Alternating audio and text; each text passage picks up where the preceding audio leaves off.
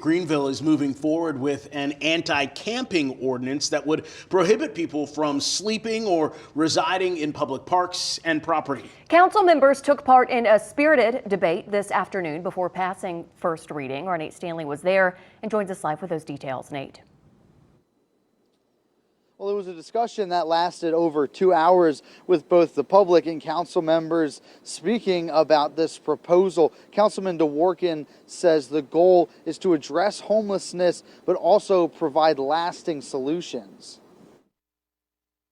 Our police from being able to go up to someone. Monday's Greenville City Council meeting was an active one with discussion about a proposed camping ordinance. The rule would prohibit someone on public property from creating any building or structure, whether permanent or temporary, without city permission. The ordinance says officers requesting compliance can notify designated outreach personnel with an individual who may need it and notify the individual of existing supportive services verbally or in writing. So this would be a tool of last resort to help us connect them with our service providers and get them somewhere safe, secure, clean, a proper environment for somebody to be able to stay. It also states no person can occupy a park, meaning using an area for living purposes, including sleeping longer than 2 hours, making preparations to sleep, such as placing bedding. A conviction for a violation of this ordinance may be punishable by up to 30 days in jail and or a fine up to $10.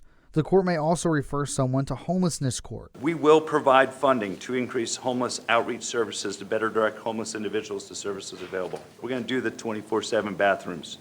We're going to work on a timeline to have in place, I said by mid-2026, with a goal opening one of these by the end of next year. Councilman John DeWorkin says he spent hundreds of hours speaking with local nonprofits, including Greenville Together, to write the ordinance. Director Cody Carver spoke during public comment. The ordinance won't solve homelessness, but when paired with outreach, housing, and supportive services, it strengthens the broader system of care that Greenville is building together. The vote passed 4-3, but not without some criticism from council members. When you start talking about just somebody who's tired, who's laying on a bench, and we're talking about putting that person in jail for that, there is no harm that we are addressing in that, other than the fact that we don't want to see that person lying there on that bench.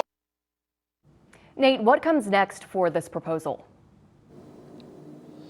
Well, a second reading for this proposal will be in front of council in 2 weeks. And one thing of note, Mayor Knox White says that his approval in second reading was contingent on having some of those resources that you just heard of, the 24-hour bathrooms, as well as the expansion of homeless court in writing and a guarantee before he would give his stamp of approval in the next reading. Reporting in Greenville, Nate Stanley, WIFF News 4.